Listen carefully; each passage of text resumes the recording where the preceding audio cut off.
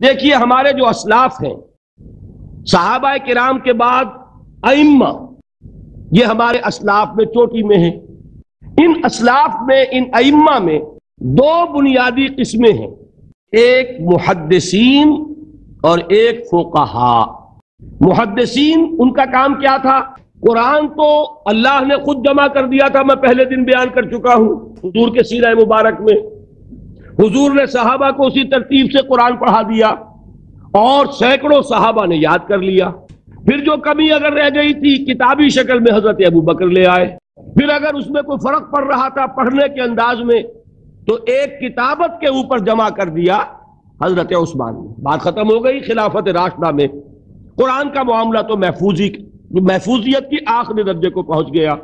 اب اصل مرحلہ کیا تھا؟ حضور کے اقوال مبارک کو جمع کرنا۔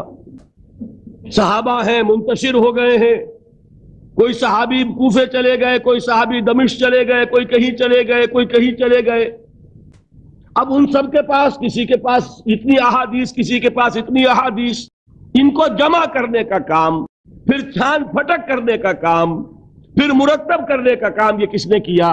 محدثین کرام نے۔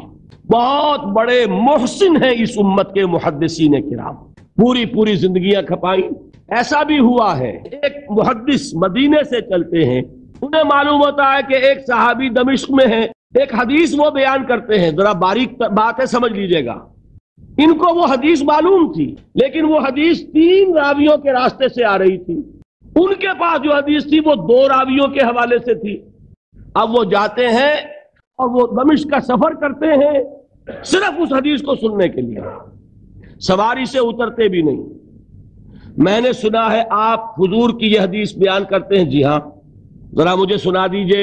سنا دیا، ویسے ہی اپنے اونٹ کی جو ہے گردن موڑ لی کے واپس، بھائی اترو، ٹھہرو، قیام کرو۔ نہیں، میں صرف ایک حدیث رسول تم سے سننے کے لیے آیا تھا، میں اپنے اس سفر میں کوئی اور مقصد جمع نہیں کرنا چاہتا۔ یہ کام کیا محدثین نے۔ لوگ سمجھتے ہیں جیسے کہ ڈرائنگ روم میں بیٹھے ہوئے آرام سے کتابیں پڑھتے ہیں، شاید ایسے ہی محدثین کا کام تھا۔ انہوں نے جس طرح زندگیاں لگائی ہیں اور جس طریقے سے حدیث کو جمع کرنے کے لیے مشقتیں جھیلی ہیں، اس کا آج ہم تصور نہیں کر سکتے۔ اچھا، وہ تو محدثین کرام ہیں، ان میں بھی اب ایک کا نام نوٹ کر لیجئے، چوٹی پہ کون ہے؟ امام بخاری، امام مسلم، امام ترمذی، امام احمد ابن حنبل، امام ابن ماجہ، امام ابو داؤد، سب ہیں، لیکن چوٹی پر رئیس المحدثین کون ہے؟ امام بخاری۔ اچھا۔